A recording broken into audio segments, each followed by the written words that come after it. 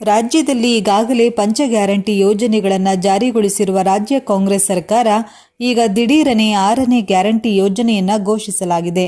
ರಾಜ್ಯದ ಉಪಮುಖ್ಯಮಂತ್ರಿಗಳಾದ ಡಿಕೆ ಶಿವಕುಮಾರ್ ಅವರು ಇಡೀ ಕರ್ನಾಟಕದ ಬಡ ಜನತೆಗಾಗಿ ಹೊಸ ಯೋಜನೆಯನ್ನ ಘೋಷಿಸುವ ಮುಖಾಂತರ ಪಂಚ ಗ್ಯಾರಂಟಿಗೆ ಮತ್ತೊಂದು ಗ್ಯಾರಂಟಿಯನ್ನ ಸೇರಿಸಿದ್ದೀವಿ ಎಂದು ಮಾಧ್ಯಮಗಳಿಗೆ ಮಾಹಿತಿ ನೀಡುವ ಮೂಲಕ ಹೊಸ ಯೋಜನೆಗೆ ಚಾಲನೆ ನೀಡಿದ್ದಾರೆ.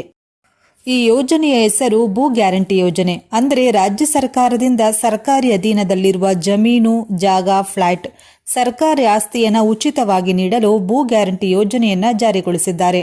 ಬನ್ನಿ, ಇಷ್ಟಕ್ಕೂ ಯಾರಿಗೆಲ್ಲ ಉಚಿತವಾಗಿ ಭೂ ಗ್ಯಾರಂಟಿ ಯೋಜನೆಯಡಿಯಲ್ಲಿ ಉಚಿತ ಭೂಮಿ ದೊರೆಯುತ್ತೆ, ಹೇಗೆ ಅರ್ಜಿಯನ್ನ ಸಲ್ಲಿಸಬೇಕು, ಅಗತ್ಯವಾದ ದಾಖಲಾತಿಗಳು ಏನು, ಈ ಎಲ್ಲ ಸಂಪೂರ್ಣ ಮಾಹಿತಿಯನ್ನ ತಿಳಿದುಕೊಳ್ಳಲು ವಿಡಿಯೋವನ್ನ ಕೊನೆಯವರೆಗೂ ನೋಡಿ. ರಾಜ್ಯ ಸರ್ಕಾರವು 6ನೇ ಗ್ಯಾರಂಟಿ ಯೋಜನೆಯ ಮೂಲಕ ಭೂ ಗ್ಯಾರಂಟಿ ಯೋಜನೆ ಜಾರಿಗೊಳಿಸಿರುವುದು.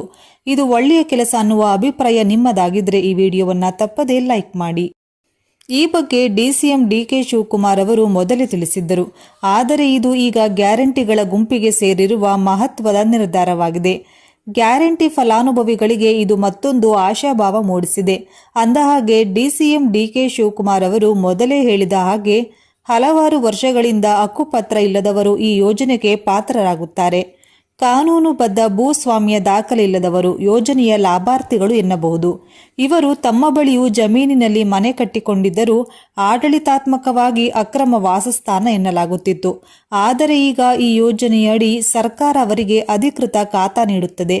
ಕಂದಾಯ ಇಲಾಖೆ ಪರಿಶೀಲನೆ, ಸ್ಥಳೀಯ ತಹಶೀಲ್ದಾರ್ ಅಥವಾ ಕಂದಾಯ ಇಲಾಖೆ ಅಧಿಕಾರಿಗಳು ಸ್ಥಳಕ್ಕೆ ಭೇಟಿ ನೀಡಿ ಯಾರ್ಯಾರು ಈ ಭೂಮಿಯನ್ನ ವರ್ಷಗಳಿಂದ ಉಪಯೋಗಿಸುತ್ತಿದ್ದಾರೆ ಎಂದು ದೃಢಪಡಿಸುತ್ತಾರೆ. ವಾಸ್ತವಿಕ ಬಳಕೆದಾರರ ಹೆಸರು ದಾಖಲಿಸಿ ಖಾತೆ ಸೃಷ್ಟಿಸಲಾಗುತ್ತದೆ. ಖಾತಾ ಸಿದ್ಧವಾದ ಬಳಿಕ ಲಾಭ. ಈ ಖಾತೆಯು ವ್ಯಕ್ತಿಯ ನಾಮದಲ್ಲಿರುವ ಅಧಿಕೃತ ದಾಖಲೆಯಾಗುತ್ತದೆ.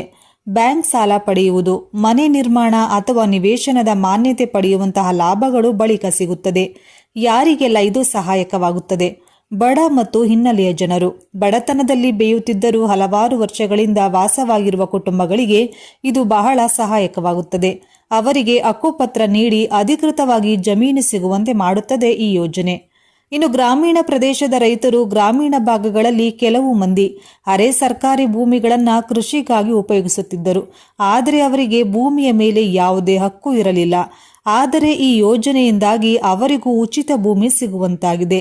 ನಗರದ ಹೊರವಲಯದ ನಿವಾಸಿಗಳು, ಚಿಕ್ಕ ಚಿಕ್ಕ ಗುತ್ತಿಗೆ ಮನೆಗಳು ಕಟ್ಟಿರುವ ಕುಟುಂಬಗಳು, ಸರಿಯಾಗಿ ನೆರಳಿಲ್ಲದೆ ಬದುಕುತ್ತಿರುವ ಜೀವಿಗಳು, ಅಸಂಘಟಿತ ಕಾರ್ಮಿಕರು ಮತ್ತು ತಮ್ಮ ಅಂಗಡಿಗಳಿಗೆ ಯಾವುದೇ ಜಮೀನು ದಾಖಲೆ ಇಲ್ಲದವರು ಈ ಯೋಜನೆಯನ್ನ ಪಡೆಯಬಹುದು. ಭೂ ಖಾತೆ ಪಡೆಯಲು ಪ್ರಕ್ರಿಯೆ ಹೇಗೆ? ರಾಜ್ಯ ಸರ್ಕಾರ ನಿರ್ಧರಿಸಿದ ಅರ್ಜಿ ಪ್ರಕ್ರಿಯೆಯಲ್ಲಿ ಪಾಲ್ಗೊಳ್ಳಬೇಕು. ಅಪ್ಲಿಕೇಶನ್ ಫಾರಂನಲ್ಲಿ ತಮ್ಮ ವಾಸಸ್ಥಳದ ವಿವರ, ಭೂ ಉಪಯೋಗ ವಿವರ, ಎಷ್ಟು ವರ್ಷಗಳಿಂದ ತಾವು ಅಲ್ಲಿ ವಾಸಿಸುತ್ತಿದ್ದಾರೆ ಎಂಬ ಮಾಹಿತಿಯನ್ನು ನೀಡಬೇಕು.